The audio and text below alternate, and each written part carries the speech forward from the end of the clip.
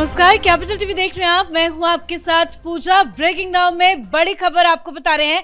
शुभेंदु अधिकारी के पीए की हत्या को लेकर अब जांच एजेंसियों ने जांच काफी ज्यादा तेज कर दी है और कई संदिग्ध लोगों को गिरफ्तार किया गया है और आसपास के सीसीटीवी फुटेज खंगाले जा रहे हैं। हालांकि कई सारे सीसीटीवी फुटेज सामने आए हैं, पुलिस कईयों से पूछताछ भी कर रही है। तो किस तरह से जांच की दिशा आगे बढ़ रही है, पीए हत्याकांड मामले को लेकर क्या कुछ नया अपडेट सामने आया है, तमाम वो खबर आपको बताएंगे, जिस पर ताजा जानकारी के साथ मेरे साथ जुड़े हुए हैं कैपिटल टीवी के editor in chief doctor Manish Kumar और एग्जीक्यूटिव एडिटर राजीव जी। सर, पिछले 24 घंटे में बहुत सारी चीजें हुई, बहुत सारी अपडेट आई, अभी तक क्या कुछ बड़ा खुलासा और बड़ा एक्शन लिया गया है? देखिए, आपको एक मैं बहुत ही एक्सक्लूसिव जानकारी दे दूं कि बंगाल की पुलिस उत्तर प्रदेश पहुंच गई है और बताया ये जा रहा है कि आजमगढ़ से ये वही दाऊद इब्राहिम और इन लोगों का जहां पूरा आशियाना है, वहां के शार्प शूटर्स इसमें इन्वॉल्व थे, ये अंदेशा जताया जा रहा है। मतलब इंटर स्टेट मसला जो है ये ऑलरेडी दिख रहा है। अब इन्वेस्टिगेशन कैसे कैसे आगे बढ़ रहा है। 2 मोटरसाइकिल इस्तेमाल हुए, दोनों ही पकड़े गए हैं, एक आसनसोल में और दूसरा बारासात में। आसनसोल का जो 2 मोटरसाइकिल जो पकड़े गए, जो सेकंड मोटरसाइकिल जो आज सवेरे पकड़ा गया है वो बारासात के रेलवे गुमटी नंबर 11 पे, जहां वो अबंडन पाया गया। मालूम चल रहा है जो तस्वीरें आप दिखा रही हैं ये उसी 1990 ये मोटरसाइकिल जो है वो दरअसल बारासात के गुमटी नंबर, वहाँ गुमटी कहते हैं, है ना, रेलवे क्रॉसिंग को 11 पे पकड़ा गया है। अब इनके मालिकों को जब ट्रेस किया गया, जिस तरीके से कार को ट्रेस किया गया था, तो क्या मालूम चला कि कोई विलियम जोसेफ है सिलीगुड़ी के, उनके नाम पे वो कार थी। तो जैसे ही ये कार सामने आया, कोलकाता पुलिस ने फ़ोन किया विलियम जोसेफ को कि कहा कि भाई ये आपकी कार कहाँ है। उन्होंने कहा कि मेरे कार तो मेरे इसके अंदर है, मेरे गराज में है, मेरे घर में लगा हुआ है। तो वहाँ सिलीगुड़ी से पुलिस गई उसको वेरीफाई करने के लिए। तो इमीडिएटली इन्हें समझ में आ गया कि ये कोई बहुत बड़ी साजिश का हिस्सा है, कोई प्रोफेशनल गैंग का ये हिस्सा है। क्योंकि जो रिवॉल्वर, जो ऑस्ट्रियन पिस्टल का इस्तेमाल किया गया, वो आदर तो हाई रैंकिंग पुलिस ऑफिसर्स रखते हैं या फिर sharp shooter mafia don gang वाले जो है रखते हैं। तो कहने का मतलब ये है कि एक बात बड़ा ही क्लियर है कि इसमें सुपारी दी गई। कितनी की सुपारी दी गई? 40 लाख रुपए के बारे में बताया जा रहा है कि ये 40 लाख रुपए की सुपारी दी गई और इसमें करीब करीब 7-8 लोग इन्वॉल्व थे। और इन सब की पकड़ धकर, क्योंकि कुछ सीसीटीवी फुटेज के अंदर कुछ के चेहरे भी आए हैं जिनको खंगालने की कोशिश की जा रही है। अगर 7 से 8 लोगों का नाम सामने आ रहा है, मतलब एक पूरा गैंग था। बताया जा रहा है कि कुछ व्हाट्सएप ग्रुप्स भी बनाए गए थे जिसके जरिए ये आपस में बातचीत करते थे। क्या इन पूरे गैंग की धरपकड़ होगी? प्रारंभिक जांच में जांच कहां तक पहुंची और शक की सुई किस दिशा की ओर आगे बढ़ रही है? देखिए, जो मोडस ऑपरेंडी रहा है ये पूरे मामले में, उसमें इंटेंशन देखा जा रहा है और क्राइम का तरीका देखा जा रहा है कि किस तरीके से क्राइम हुई। तो क्राइम तरीकों को क्रैक करने के लिए जिस इन्वेस्टिगेशन की दिशा तय की गई, उसमें से तो कुछ प्राथमिक जानकारी मिले, कुछ गाड़ियां पकड़ी गई, बाइक पकड़े गए, लोग पता चला और ये भी पता चला कि इंटर स्टेट रैकेट है, ये क्राइम करने के लिए आया था। बिहार से भी आ सकता है, उत्तर प्रदेश से भी कनेक्शन दिख रहा है। और ये भी देखा गया कि पूरी प्लानिंग की गई थी। ये प्लानिंग ऐसी थी कि वहां पर जब भी मर्डर किया जाएगा तो उसके बाद जो लोग उसमें शामिल है वो पश्चिम बंगाल में नहीं रुकेगा। इसके लिए नकली पहचान पत्र की व्यवस्था की गई और उसके बाद ये संभावना बताई जा रही है कि या तो बॉर्डर क्रॉस किया गया पश्चिम बंगाल से बिहार होते हुए या उड़ीसा होते हुए, या फिर फ्लाइट का इस्तेमाल किया गया, यानी टिकट पहले से अवेलेबल था और उसके बाद वहां से अलग अलग जगह पर बाइक ले जाने के लिए कि कहां कहां छोड़ना है, उन जगहों के इस्तेमाल के लिए दूसरे लोग थे। और जो शूटर था, शूट करने वाला, वो फिर वहां से कोलकाता एयरपोर्ट से होते हुए बाहर चला गया होगा। इतनी जानकारी इस पूरे मोडस ऑपरेंडी में दिखाई पड़ रही है कि ये तरीके डेवलप किए गए। लेकिन इंटेंशन क्या है?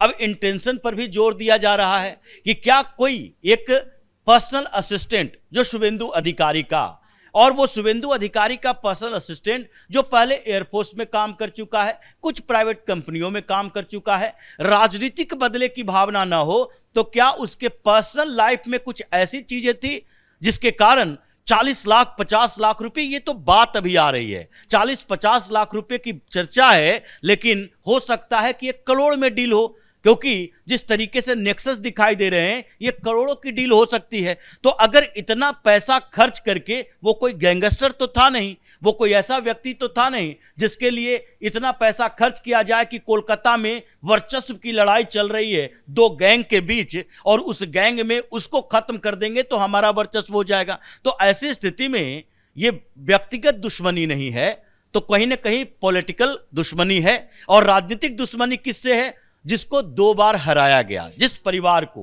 मुख्यमंत्री ममता बनर्जी जब थी तो उस समय नंदीग्राम से भी हराने के समय यही व्यक्ति जो है वो पूरी तरीके से इलेक्शन मैनेजमेंट कर रहा था शुभेंदु अधिकारी के लिए। भवानीपुर में सारी पॉलिटिकल एक्टिविटी यही कर रहा था, भवानीपुर के अंदर भी ममता बनर्जी आ रही। तो ये जो बौखलाहट दिख रही है और जो नेक्सस दिख रहा है उसमें तो सीधे लग रहा है ये बदले की भावना अगर है तो बदले की भावना में ये ममता बनर्जी के सेकंड इन कमान जो अभिषेक बनर्जी हैं, और अभिषेक बनर्जी का जो नेक्सस दिखता है कि कहां कहां कैसे कैसे संपर्क है, किन लोगों के साथ उठना बैठना होता है, तो वहां जांच के लिए केवल और केवल प्राइमा फेसी एक एविडेंस चाहिए जो इस नेक्सस को आगे तक जोड़ सके। उसके बाद अभिषेक बनर्जी की गिरफ्तारी की पूरी तैयारी हो जाएगी। इंटेंशन साफ दिख रहा है और उसका जिक्र भी शुभेंदु अधिकारी ने कई बार किया कि चाहे वो नंदीग्राम हो या भवानीपुर हो, काफी ज्यादा मदद की है कि किस तरह से कैंपेन में उतरना है और हमेशा वो उनके साथ रहते थे। आज तो वो काफी ज्यादा भावुक भी हुए, फूट फूट कर रो रहे थे, अपने आप को वो रोक नहीं पाए। इंटेंशन क्लियर है, तो अब सरकार का इंटेंशन आगे क्या होगा? क्योंकि आज अनाउंसमेंट हो जाएगा, कल सरकार का शपथ होना है, तो आगे अब बीजेपी इस मुद्दे को कैसे लेकर आगे बढ़ेगी? देखिए, ऐसा लग रहा है कि शुभेंदु अधिकारी जो है वो मुख्यमंत्री बनने के रेस में सबसे आगे चल रहे हैं। उनके बयान के ऊपर भी आप जरा गौर कीजिए, उन्होंने क्या कहा।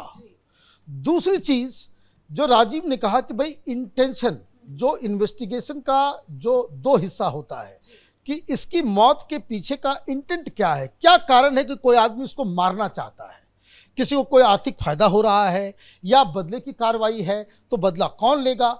अब सबसे बड़ा सवाल क्या है, जैसे ये घटना घटी अर्जुन सिंह सामने आए और उन्होंने सीधा सीधा अभिषेक बनर्जी के ऊपर आरोप लगाया। अब मुझे एक बात बताइए कि अभिषेक बनर्जी क्यों अंडरग्राउंड हो गए? नंबर 2, अभिषेक बनर्जी की तरफ से क्यों नहीं इस बयान का खंडन किया गया? बाकायदा कोई उन्होंने ट्विटर पे ट्वीट नहीं कर दिया, बाकायदा प्रेस कॉन्फ्रेंस करके तमाम मीडिया वाले वहां बैठ करके, और अर्जुन सिंह को छोटे मोटे लीडर नहीं, भारतीय जनता पार्टी के वो सांसद भी रहे हैं, और प्रेस में जब ये बयान दिया गया, हर जगह ये छपा भी, तो टीएमसी की एक जिम्मेदारी बनती थी कि आप सामने आकर के, कोई भी नेता आकर के कहता कि भाई अभिषेक बनर्जी का इसमें कोई हाथ नहीं है, अभी तक आप जो है इस बयान का आप प्रतिवाद नहीं आपने किया, तो ये इस चीज को बताता है कि कहीं ना कहीं दाल में कुछ काला है। एक दूसरी चीज, आपने सुना वो रोते बिलखते हुए तस्वीर तो आपने देख ली शुभेंदु अधिकारी की, लेकिन उनके डिटर्मिनेशन को नहीं देखा। उन्होंने कहा कि सरकार बनने दो, मुझे फिर कोई हिंदू नहीं कहना, फिर कोई मुझे हिंदू नहीं कहना अगर मैंने बदला नहीं लिया, अगर मैंने बदला नहीं लिया, एक एक को पकड़ पकड़ के अंदर नहीं डाला, तो मुझे आप हिंदू भी मत कहना।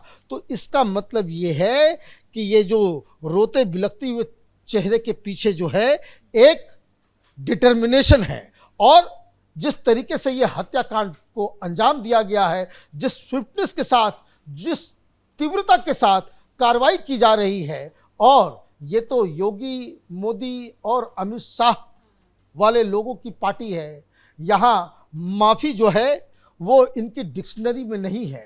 तो कहने का मतलब ये है कि अगर ये जो सुपारी किलर, ये जो गैंग को जिसने किसी भी ने हायर किया, वो पता लगते ही, और ये सारी चीज़ें, ये क्लियर कट एक पॉलिटिकल वेंडेटा, पॉलिटिकल बदला के हिसाब से इस पूरे घटनाक्रम को अंजाम दिया गया है, तो इसमें किसी को भी नहीं छोड़ा जाएगा, चाहे वो ममता बनर्जी हो, चाहे वो अभिषेक बनर्जी हो। बिल्कुल, लेकिन बड़ा सवाल यही है जिसका जिक्र सर ने कहा कि अभिषेक बनर्जी कहाँ है, क्यों अंडरग्राउंड हो गए हैं, अभी तक इस पूरी घटना को लेकर इतने आरोप लग रहे हैं, कोई प्रतिक्रिया टीएमसी की तरफ से भी नहीं आ रही है। देखिए, ये प्रतिक्रिया की बात ही सिर्फ नहीं है।